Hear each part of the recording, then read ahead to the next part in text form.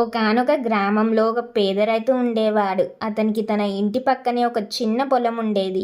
ఎంత కష్టపడినా ఆ పొలంలో సరిపడ పంట పండక అతని కుటుంబం తరచూ ఆకలితో ఉండేది. ఒకరోజు అతను తన పొలాన్ని దున్నుతుండగా అతని నాగలికి ఏదో గట్టిగా తగిలింది. తవ్వి చూడగా అక్కడ ఒక పాత పగిలిన మట్టి కుండ కనిపించింది. రైతు నిరాశ చెందాడు. ఇది పగిలిపోయిన కుండ, నాకెందుకు ఉపయోగపడుతుంది అనుకుని దాన్ని పక్కన పాడేశాడు. కొన్ని రోజులు గడిచాయి. రైతు భార్య ఇంటిని శుభ్రం చేస్తుండగా ఆ పగిలిన మట్టి కుండను చూసింది. ఎందుకైనా మంచిది, దీన్ని పశువులకు నీళ్లు పోయడానికి ఉపయోగించవచ్చు అనుకుని ఇంటి వెనకాల పెట్టింది. ఒకరోజు రాత్రి దొంగలు ఆ రైతు ఇంటికి వచ్చారు. ఇంట్లో ఏమి విలువైన వస్తువులు దొరక్కపోవడంతో వెళ్ళిపోవాలి అని అనుకున్నారు. అప్పుడే వాళ్ళు ఆ ఇంటి వెనకాల ఉన్న పగిలిన మట్టి కుండను చూశారు. ఇది పాత కుండ కదా, బహుశా దీంట్లో రైతు ఏదైనా దాచి ఉంటాడు అని ఆలోచించారు.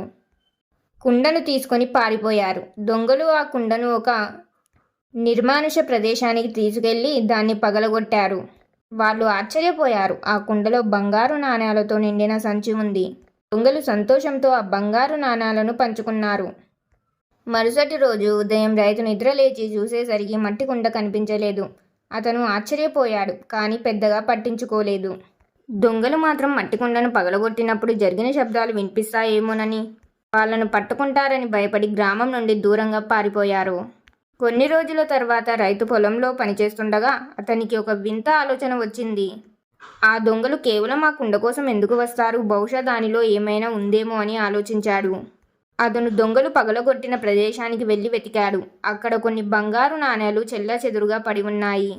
వాటిని చూసి రైతు ఆశ్చర్యపోయాడు. ముందే చూసి ఉంటే ఆ బంగారం తన సొంతం అయ్యేది అని చాలా బాధపడ్డాడు. మోరల్ ఆఫ్ ద స్టోరీ: విలువైన వస్తువులు ఎప్పుడు పైపై మెరుపులతో ఉండవు. కొన్నిసార్లు విలువలేనివిగా కనిపించే వాటిలో కూడా గొప్ప సంపద దాగి ఉంటుంది. ఎప్పుడు దేన్ని తక్కువ అంచనా వేయవద్దు. ఈ కథ మీకు నచ్చితే ఎలా ఉంది అనేది తప్పకుండా కామెంట్స్లో తెలియజేయండి. మరియు నచ్చితే లైక్ చేయండి. మీ ఫ్యామిలీ అండ్ ఫ్రెండ్స్ తోటి కూడా ఈ వీడియోని షేర్ చేయండి. ఇలాంటి ఇంకైనా ఇంట్రెస్టింగ్ వీడియోస్ కోసం మన ఛానల్ని సబ్స్క్రైబ్ చేయండి. ఇంకొక మంచి వీడియోతో మళ్ళీ కలుద్దాం. ధన్యవాదాలు.